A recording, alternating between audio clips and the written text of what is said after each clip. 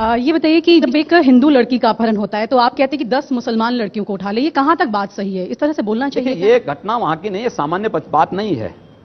आजमगढ़ में 3 हिंदू बालिकाओं का अपहरण होता है, उनका रेप होता है, उनकी हत्या होती है, एफआईआर लॉन्च नहीं होता है। प्रशासन ने वहां पर किसी प्रकार की कोई कार्रवाई नहीं की। वहां पर प्रशासन उन्हीं तत्वों को प्रोटेक्ट करने लग गया। हम लोगों को वहां मुझे जाकर के वहां आंदोलन करना पड़ा, मुझे रोका गया।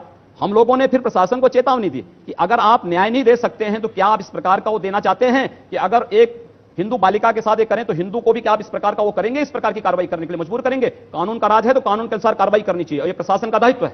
लेकिन ऐसी बात बोलकर कि आपको लगता है ये न्यायिक बात है बाकी और लड़कियों के लिए? वो न्यायिक है क्या नहीं है, क्या है क्या नहीं है, ये महत्वपूर्ण ये है कि उस समय जनता के हित में जो होगा हम वो करेंगे। आप ये जो बात बोलते हैं कि हिंदू युवा बानी बंदूक बांटेगी, आप ये बोलते हैं मेरा ये वक्तव्य नहीं, लेकिन अगर रक्षा के लिए आवश्यक होगा तो बांटना चाहिए। बिल्कुल, शास्त्र और शस्त्र दोनों चलेंगे। हमारी परंपरा है शस्त्रेण रक्षते राष्ट्रे शास्त्र चिंता प्रवर्तते। हम दोनों को साथ लेकर के चलेंगे। तो अगर हम विकास की बात करेंगे तो सुरक्षा की बात भी करेंगे, दोनों साथ चलेंगे। तो आप कैसे समझ जा रहे हैं कि इधर भी बंदूकें हैं उधर भी बंदूकें हैं, गोलियां चलेंगी, लोग मारे जाएंगे? शासन प्रशासन फेल हो जाएगा तो स्वाभाविक रूप से जनता को अपनी रक्षा के लिए स्वयं खड़ा होना चाहिए और जनता खड़ी हो रही है। ये बात आपके संविधान में किस धारा में लिखी हुई, कहां लिखी? ये संविधान में कहां लिखी गई है कि आप बहुसंख्यक समाज को प्रताड़ित करो, उनका कत्लेआम करो और प्रशासन नपुंसकों की तरह चुपचाप बैठा रहे? ये कहां लिखा गया है?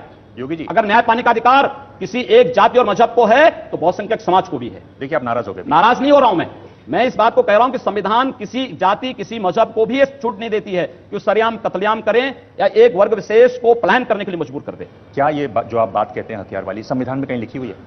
ये मेरा वक्तव्य कहीं है ही नहीं, तो आप अपने तरीके से अपने बात को मेरे मुंह में डाल रहे हैं तो मैं उसकी बात कहां से कर सकता हूं। लेकिन ये शास्त्र सम्मत है तो मुझे लगता है कि शास्त्र सम्मत है तो हमें उसका अनुपालन करना चाहिए। ये कहां लिखा हुआ संविधान में? मैं कहता हूं संविधान में ये कहां लिखा गया कि बहुसंख्यक समाज का कत्लेआम करो? ये कहां लिखा गया है? क्या आप कहां लिखा गया है? किसने कहां लिखा है कि कश्मीर से हिंदुओं को पलायन करा दो, कश्मीरी पंडितों को मार डालो? ये संविधान में कहां लिखा गया है? क्या आप एक सवाल का जवाब सवाल से देंगे? आपके पास सीधा जवाब नहीं है? मैं इसीलिए आपके सवाल ही इस प्रकार के हैं कि उस पर सवाल करना आवश्यक हो जाता है। मतलब मेरे सवाल ऐसे हैं कि आप जवाब नहीं दे पा रहे? जवाब नहीं, जवाब के साथ सवाल करना आवश्यक है। तो आप पर ये तो मानते हैं कि संविधान में ऐसा कहीं नहीं लिखा हुआ है जो आप कह रहे हैं? संविधान में ये कहीं नहीं लिखा है। संविधान हर नागरिक को, भारत में किसी नागरिक को जाति मत मजहब या लिंग के आधार पर कोई भेदभाव नहीं करता है। प्रदेश में हुआ है और देश के कई राज्यों में अतीत में ये हुआ है। कि आप कहते हैं अगर बीजेपी की सरकार बनेगी तो राम मंदिर बनेगा, एसपी बीएसपी की सरकार आएगी तो करबला कब्रिस्तान बनेगा। क्या आप इतने मुकम्मल कैसे हैं कि एसपी बीएसपी आएगी तो कब्रिस्तान और करबला बनेगा? उन्होंने 14 वर्षों तक यही काम किया है।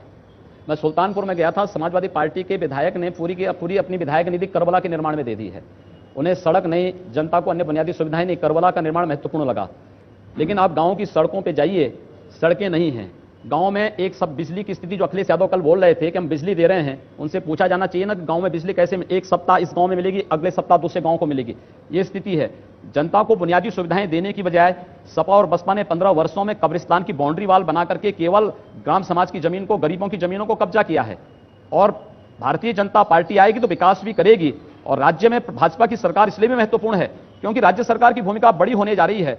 याद करिए 1986 को जब अयोध्या में राम जन्मभूमि का ताला खुला था, कोर्ट ने राज्य सरकार से पूछा था कि आपकी क्या राय है। राज्य सरकार सकारात्मक थी, ताला खुला। हम ये कह सकते हैं कि आज सौहार्दपूर्ण तरीके से अगर अयोध्या में राम जन्मभूमि विवाद का पटाक्षेप हो सकता है तो राज्य सरकार की उसमें बड़ी भूमिका होने जा रही है। और मैं विश्वास के साथ कह सकता हूं कि भारतीय जनता पार्टी की राज्य में सरकार बनने के बाद विकास भी होगा, अयोध्या का यह विवाद हमेशा के लिए सुलझेगा और राम जन्मभूमि में भव्य मंदिर निर्माण का मार्ग प्रशस्त भी होगा। आप एक तरीके से राजनीति में शॉर्टकट हैं। आप एक क्षणिक जो चीज करना चाहते हैं वो करते हैं आप। मैं शॉर्टकट का रास्ता कभी नहीं अपनाता। अब मैं आपसे पूछूं सवाल।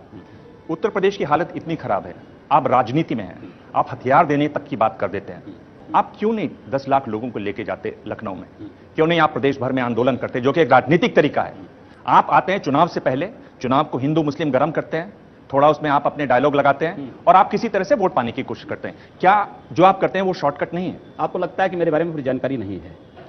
आपको जानकारी होती तो प्रश्न आप मुझसे नहीं पूछते। मुझसे ज्यादा लोकतांत्रिक तरीके से आंदोलन कोई नहीं करता है। समझ में, महीने में कम से कम 15 दिन तो ऐसे होते होंगे जब मैं सड़कों पर जनता के इश्यू को लेकर के आंदोलन करता हूं। और लोकतांत्रिक तरीके से आंदोलन करता हूं, बड़े बड़े आंदोलन करता हूं। इन आंदोलनों को अगर आपने देखा होता, ये प्रश्न आप मुझसे नहीं पूछे होते और इस प्रकार के प्रश्न पूछने की आवश्यकता ही नहीं पड़ती आपको जानकारी नहीं। यहां पर बात सुनिए, पहले मुसहर जाति के लोग जो भूखों मर रहे थे उनका आंदोलन मैं उठाया हूं। बनटांगिया जो वन्य ग्राम थे, बहराइच से लेकर के आपके लखीमपुर खीरी से लेकर कुशीनगर तक, उनको वन्य कानून में संशोधन करा करके राजस्व ग्राम का दर्जा दिलाने का पूरा आंदोलन मैंने किया है। इंसेफ्लाइटिस का पूरा आंदोलन, इंसेफ्लाइटिस केवल गोरखपुर की बीमारी नहीं, उत्तर प्रदेश के 34 जिलों में फैली हुई बीमारी है। अकेले मैंने उस आंदोलन को लिया है और बड़े बड़े आंदोलन गोरखपुर में किए हैं। अगर इन आंदोलनों को कभी आप लोगों ने सही ढंग से देखने का प्रयास किया होता तो संभवतः ये प्रश्न आप कभी नहीं पूछते मुझसे। जो राज्य सरकार जो चरमराती जा रही है, क्यों नहीं आपने उसके विरोध में एक बड़ी रैली की दिल्ली के रामलीला मैदान में? प्रधानमंत्री जी स्वयं आते। मैं कह रहा हूं कि उसको करने में समय लगता है। संसद आपने मेरे आंदोलन देखे होते तो प्रश्न ही आप मुझसे नहीं पूछते। एक, मैं एक सांसद हूं, संसद में संसद के मंच का इस्तेमाल मैं इन सब कार्यों के लिए करता हूं। एक, दूसरा, नहीं वो मैंने देखा है, आपने रोते हुए वो मैं समझता हूं, मैंने कहा ना, वो संवेदनशीलता है। मैं आपको धन्यवाद दूंगा कि आपने इस बात को कहा कि उत्तर प्रदेश की सरकार चरमरा गई है, ये सड़ गई है, गल गई है, और इसीलिए तो हम परिवर्तन के लिए जनता से समर्थन मांग रहे हैं। ये सड़ी गली सरकार को फेंको और उत्तर प्रदेश में सुशासन स्थापित करने के लिए भारतीय जनता पार्टी को लाओ। आपने गोरखपुर को हिंदुत्व की लेबोरेटरी बनाकर रख दिया है। आप अलीनगर का नाम आर्यनगर रख देते हैं, उर्दू बाजार का हिंदी बाजार। ये कहां जाके रुकेगा आपका? बिल्कुल होना चाहिए, क्यों नहीं होना चाहिए। अतीत के गौरव के साथ वर्तमान को जुड़ना चाहिए। अली से गोरखपुर का मतलब कहां से है? आर्यों से है। उस अतीत के गौरवशाली पलों के साथ अगर वर्तमान समाज जुड़ता है तो मुझे लगता है कि उसके सामने ढेर सारी संभावनाएं होंगी। हम किसी संकीर्ण दायरे में चलने के बजाय हाईवे पे चलें, और हाईवे पे चलने की एक रास्ता तैयार किया जा रहा है। तो आप ताजमहल का भी नाम बदलवा देंगे? सबका नाम बदलेंगे। क्या होगा जी ताजमहल का नाम? वो तो आप तय करेंगे। नहीं, मैं क्यों, आप बदलवाना चाहते हैं, मैं कौन होता हूं जी? आप जो तय करेंगे हम तय कर देंगे। नहीं, पर आपने मतलब आप क्या कह रहे हैं, ताजमहल बदलवाना चाहते हैं नाम, पर नाम नहीं सोचा योगी आदित्यनाथ? मैंने कहा ना, समय आने दीजिए, हर चीज का इंतजार करिए। सारी चीजों में एक बार बोल दूंगा तो फिर अगली बार का कौन सा मसाला मिलेगा आपके पास? अच्छा, आप इस तरह से करते हैं, मसाला बचा बचा के चलते हैं। मैंने तो सोचा कि आपके पास बहुत मसाला है। इसीलिए कह रहे हैं ना कि सारी चीजें एक बार बोल देंगे तो अगली बार के लिए भी कुछ रखिए अपने लिए। पर अभी 90 सीटें बची हुई हैं। प्रधानमंत्री जी त्रिशंकु वाली बात क्यों कर रहे हैं? नहीं, प्रधानमंत्री जी ने जो वक्तव्य कहा है, हमारी इस क्षेत्र की जो महत्वपूर्ण सीटें हैं उन पर, कि कोई भी ऐसा कार्य आप न करें कि जिससे कोई त्रिशंकु सी स्थिति पैदा हो, और उन लोगों को चुनाव जिताकर के कतई न भेजें जो सुरक्षा के लिए स्वयं खतरा पैदा करने वाले हैं। तो त्रिशंकु की आपको नहीं लगता, बात करके लगता है कहीं कोई डाउट है आप लोग? ऐसा कुछ तो माननीय प्रधानमंत्री जी ने कर, क्योंकि अभी तो 2 चरण के बाकी हैं जी, 6ठे और 7वें चरण का बाकी है, और काफी महत्वपूर्ण भूमिका 6ठे और 7वें चरण की होगी। और हम विश्वास के साथ कह सकते हैं कि जैसे हमारे पक्ष में 5वें चरण तक लहर बनी है, अच्छी लहर बनी है, 6ठे और 7वें चरण में भी भारतीय जनता पार्टी इतनी सीटें पाएंगी कि पूर्ण बहुमत की सरकार पार्टी की बनेगी। जिस तरीके से जो दरी बिछाने वाला कार्यकर्ता था, पिछले 20 साल से 30 साल से दरी बिछा रहा था पार्टी कार्यालय में, उनको कहीं ना कहीं नजरअंदाज किया गया। और जो क्षेत्रीय नेतृत्व है आप जैसा, अगर उसको संज्ञान में लिया जाता, उनकी उसमें मर्जी होती लिस्ट तैयार करने में, तो बीजेपी की जो आज स्थिति है चुनाव में, वो क्या बेहतर हो सकती थी? देखिए, भारतीय जनता पार्टी की केंद्रीय चुनाव समिति और फिर संसदीय बोर्ड ने जो भी निर्णय किया है, व्यापक सोच समझ करके किया है। मुझे लगता है कि हमें उसका समर्थन करना चाहिए और सभी कार्यकर्ता उसके साथ लगे हैं। राजनाथ सिंह जी ने जो इंटरव्यू में कहा कि अगर ये तालमेल नहीं होता, यानी सपा का और कांग्रेस का, तो बीजेपी 300 के पार जाती। क्या आप इस आंकलन से सहमत हैं? देखिए, ये बेमेल गठबंधन जरूर है, लेकिन बीजेपी के लिए लाभदायक है। और क्या आप उनके इस आंकलन से उनका आंकलन तो ये बताता है कि इससे बीजेपी 300 के पार नहीं जाएगी? मैंने माननीय राजनाथ सिंह जी का बयान नहीं पढ़ा है, न मैंने जाना है किस प्रीफिक्स में कहा है, लेकिन मैं मानता हूं कि सपा कांग्रेस का गठबंधन